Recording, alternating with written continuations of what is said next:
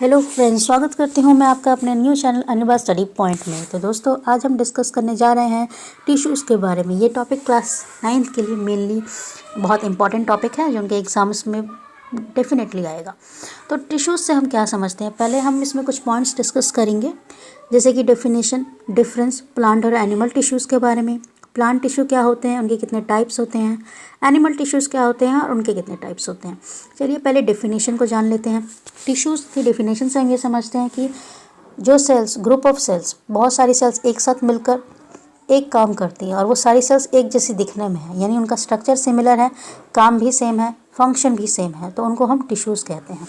अब जैसे कि हम लिविंग बींग्स को दो कैटेगरी में बांटते हैं, प्लांट्स और एनिमल्स, वैसे ही हम टिश्यूज़ को भी दो कैटेगरी में बांटते हैं, प्लांट टिश्यू और एनिमल टिश्यू। प्लांट टिश्यू से हम ये समझते हैं कि जो प्लांट्स होते हैं वो स्टेशनरी नेचर शो करते हैं, वो इधर उधर मूव नहीं करते, तो उनके पास बहुत ज़्यादा अमाउंट में सपोर्टिव टिश्यू होता है। सपोर्टिव टिश्यू मतलब वो टिश्यूज़ या वो ग्रुप ऑफ सेल्स जो उनको स्ट्रेंथ प्रोवाइड करते हैं। और ये जो सेल्स होती हैं ये सारी नॉन लिविंग सेल्स यानी डेड सेल्स होती हैं।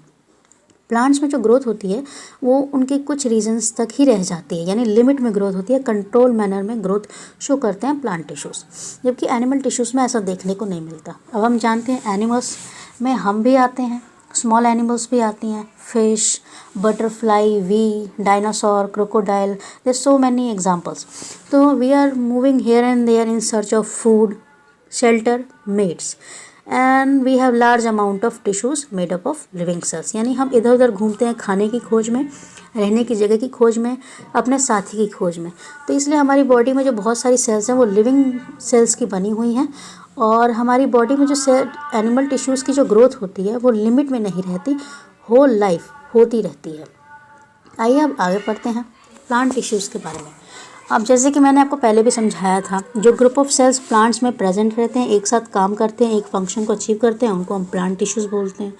प्लांट टिश्यूज़ दो टाइप के होते हैं, simple plant tissues and permanent plant tissues. Simple plant tissues को हम मेरिस्टेमेटिक टिश्यू के नाम से भी जान सकते हैं, या उनको ये कहा भी जाता है। अब मेरिस्टेमेटिक टिश्यू की एक स्पेशल फीचर ये होता है कि वो जिस रीजन में रहते हैं वो वहीं पर ग्रोथ शो करते हैं, उनकी ग्रोथ लिमिटेड मैनर में रहती है, जबकि परमानेंट टिश्यूज़ में ऐसा देखने को नहीं मिलता। परमानेंट टिश्यूज़ होल बॉडी में फंक्शन परफॉर्म करते हैं।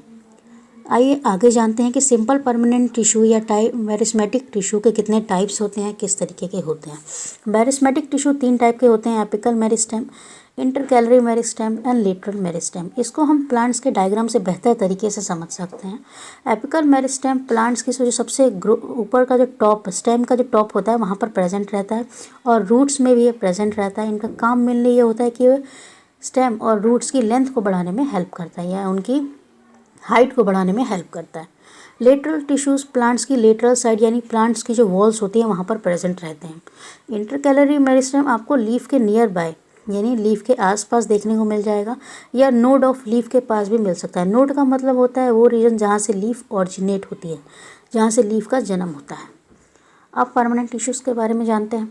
दोस्तों, परमानेंट टिश्यूज़ जो होते हैं उनकी शेप जो होती है वो परमानेंट रहती है, उनका साइज़ परमानेंट है, उनका फंक्शन परमानेंट है, जिसको हम डिफ्रेंशिएशन के नाम से जानते हैं।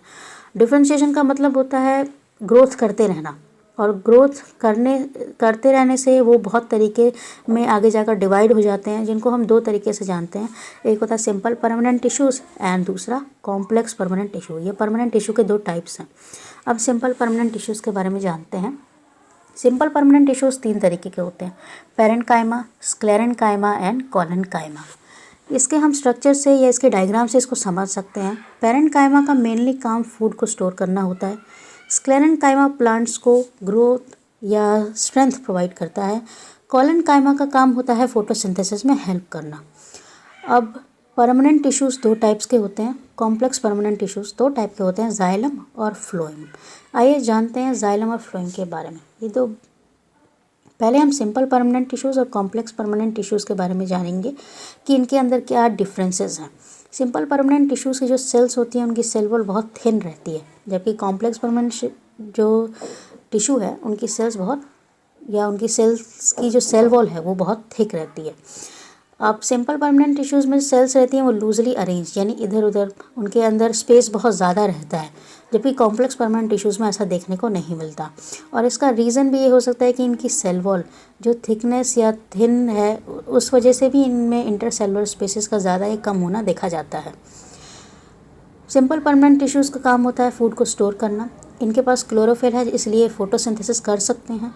ये प्लांट को स्ट्रेंथ भी प्रोवाइड करते हैं और ये टिश्यू सारे एक ही टाइप की सेल से मिलकर बने रहते हैं, जबकि कॉम्प्लेक्स परमानेंट टिश्यूज़ एक से ज़्यादा टाइप की सेल से मिलकर बने होते हैं।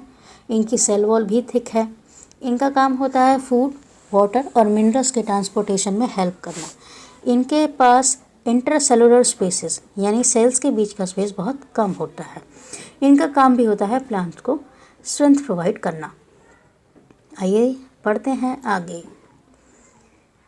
आप इनके डायग्राम से इनको बेहतर तरीके से समझ सकते हैं। अब हम पढ़ते हैं आइए जानते हैं जाइलम और फ्लोएम के बारे में। ये दो बहुत इंपॉर्टेंट टॉपिक्स हैं और अक्सर एग्जाम्स में हमसे पूछे जाते हैं। जाइलम एक कॉम्प्लेक्स परमानेंट टिश्यू का एक टाइप है जो कि हेल्प करता है वाटर एंड मिनरल्स के ट्रांसपोर्ट में प्लांट के एक पार्ट से दूसरे पार्ट तक। जाइलम 4 तरीके के टिश्यूज़ होते हैं: ट्रेकियार्ड, vessels, xylem fibre and xylem parenchyma. ट्रेकियार्ड एंड वेसल्स जो होते हैं उनका स्ट्रक्चर ट्यूब जैसा होता है, यानी पाइप जैसा, तो इसकी वजह से ये वाटर और मिनरल्स का ईजिली ट्रांसपोर्ट कर सकते हैं। जाइलम पैरेन्काइमा फूड को स्टोर करता है और जाइलम फाइबर स्ट्रेंथ को प्रोवाइड करता है। आइए फ्लोएम में जान लेते हैं। फ्लोएम एक टाइप का परमानेंट टिश्यू है जिसमें transport of food from leaves to other part of plant take place, यानी ट्रांसपोर्ट ऑफ फूड का ट्रांसपोर्ट लीव से लेकर प्लांट के हर पार्ट तक होता है और ये फ्लोएम टिश्यू करते हैं। इनका ये मेन काम है। फ्लोएम टिश्यू 5 तरीके के होते हैं: sieve cells, sieve tubes, companion cells, phloem parenchyma और phloem fibre. Except phloem fibre all cells are living cells, यानी फ्लोएम फाइबर के अलावा बाकी सब टिश्यूज़ लिविंग सेल्स के बने हुए रहते हैं। आइए पढ़ते हैं आगे। अब हम डिस्कस करने वाले हैं एनिमल टिश्यूज़ के बारे में। एनिमल टिश्यू से हम ये समझते हैं कि जो ग्रुप ऑफ सेल्स एनिमल्स में प्रेजेंट रहते हैं, स्पेसिफिक फंक्शंस परफॉर्म करते हैं, उनको हम एनिमल टिश्यूज़ बोलते हैं। एनिमल टिश्यूज़ 4 तरीके के होते हैं: epithelial tissue, connective tissue, muscular tissue and nervous tissue. Now we are going to discuss about it epithelial tissue.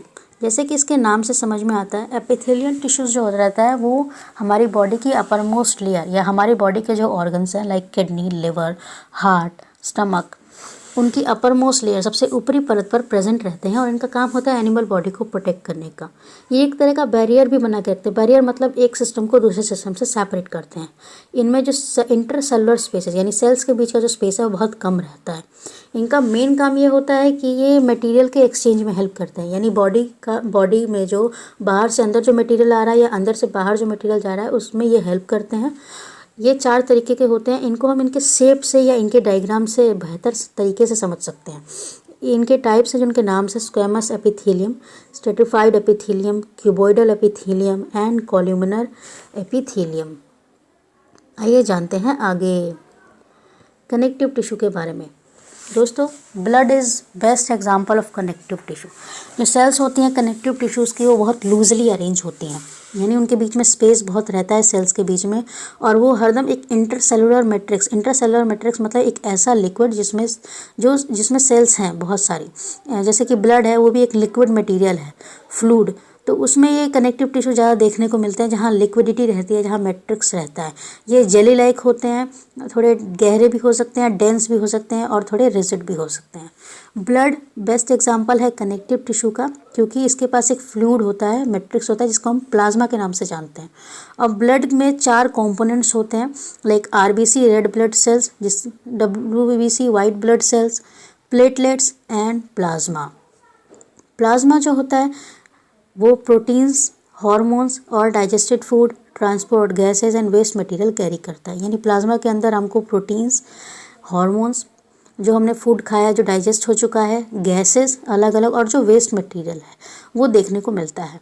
Bone जो हमारी हड्डियां हैं वो एक अलग एग्जांपल है या अनदर एग्जांपल है कनेक्टिव टिश्यू का। 2 हड्डियां जब एक साथ जुड़ती हैं तो उनके जुड़ने के लिए एक लिक्विड मटेरियल का यूज़ किया जाता है, ये यूज़ होता है बॉडी में, उसे हम लिगामेंट के नाम से जानते हैं, और लिगामेंट भी एक तरह का कनेक्टिव टिश्यू है। दूसरा है टेंडन। टेंडन का काम होता है मसल्स को बोन से कनेक्ट करना, और ये भी बेस्ट एग्जाम्पल है कनेक्टिव टिश्यू का। कार्टिलेज, इसे हम सॉफ्ट बोन के नाम से जानते हैं। ये भी एक कनेक्टिव टिश्यू है जो कि जिनमें जो सेल्स होती हैं उनके बीच का स्पेस जो रहता है बहुत ज़्यादा रहता है। आइए आगे डिस्कस करते हैं मस्कुलर टिश्यू के बारे में। मस्कुलर टिश्यू से हम क्या समझते हैं? मस्कुलर टिश्यू से हम ये समझते हैं कि वो सेल्स जो मसल्स के अंदर प्रेजेंट है या वो ग्रुप ऑफ सेल्स जो मसल्स के अंदर प्रेजेंट है और एक फंक्शंस को अचीव करती हैं। अब मस्कुलर जो सेल्स होती हैं वो शेप में एलोंगेट यानी थोड़ी लंबी रहती हैं, उनको हम मसल फाइबर भी बोलते हैं और उनका काम ये होता है कि बॉडी में जो मूवमेंट होती है वो उसमें हेल्प करती हैं। इनके पास एक स्पेशल तरीके का प्रोटीन होता है जिसको हम कॉन्ट्रैक्टाइल प्रोटीन कहते हैं, जो बार बार कॉन्ट्रैक्ट एंड रिलैक्स करता है। कॉन्ट्रैक्ट का मतलब सिकुड़ना और रिलैक्स का मतलब अपनी नॉर्मल पोजीशन में आ जाना, जिसकी वजह से हमारी बॉडी में मूवमेंट होती है। अब मसल फाइबर 3 टाइप्स के होते हैं, स्ट्रेटिफाइड मसल्स, स्मूथ मसल्स और कार्डियक मसल्स। मसल्स जो होती हैं वॉलंटरी मसल्स, वॉलंटरी का मतलब होता है कि हम अपने मन से उस काम को कर सकते हैं। अगर हम कहीं जाना चाहते हैं तो अपने मन से जा सकते हैं, अगर हम सोना चाहते हैं तो अपने मन से सोएंगे, खाना हम अपने मन से खाते हैं। तो ये वॉलंटरी एक्शंस होते हैं बॉडी के अंदर। लेकिन जो हमारी बॉडी के अंदर फ्लूइड बहता है वो हमारे कंट्रोल में नहीं है, तो वो इनवॉलंटरी एक्शंस है। इन मसल्स को स्केलेटल मसल्स भी बोला जा सकता है और इनको ये ज़्यादातर बोन से कनेक्ट रहती हैं और ये बॉडी मूवमेंट में हेल्प करती हैं। इनकी स्लाइड से या इनके डायग्राम से आप इनको बेहतर तरीके से समझ सकते हैं। अब हम डिस्कस करते हैं nervous tissue, the last one. Nervous tissues जो रहते हैं मेनली प्रेजेंट होते हैं, इसके नाम से समझ सकते हैं आप, नर्वस सिस्टम में प्रेजेंट रहते हैं, स्पाइनल कॉर्ड में और नर्व्स यानी हमारी नसों में प्रेजेंट रहते हैं, जिसकी वजह से इनको नर्व टिश्यू और न्यूरॉन भी बोलते हैं। अब जो न्यूरॉन होता है उसका एक स्पेसिफिक स्ट्रक्चर है जिसमें हमको सेल बॉडी, न्यूक्लियस, साइटोप्लाज्म देखने को मिलता है, जिसमें से बहुत लंबे लंबे बाल जैसे स्ट्रक्चर्स निकल रहे होते हैं। हर एक न्यूरॉन में एक लंबा सा पार्ट रहता है, एक लॉन्ग पार्ट रहता है जिसको हम एक्सॉन बोलते हैं, और बहुत छोटी छोटी ब्रांचेस रहती है जिनको हम डेंड्राइट्स बोलते हैं। ये हम इसके स्ट्रक्चर के बारे में डिस्कस कर रहे हैं। जो सेल्स होती हैं नर्वस टिश्यूज़ की वो हाईली स्पेशलाइज होती हैं, यानी स्पेसिफिसिटी उनका मेन काम ये होता है कि सिग्नल्स को एक पार्ट से दूसरे पार्ट तक ट्रांसफ़र करना बॉडी के अंदर, और जो सिग्नल्स वो पास करती हैं उनको हम नर्व इम्पल्स के नाम से जानते हैं।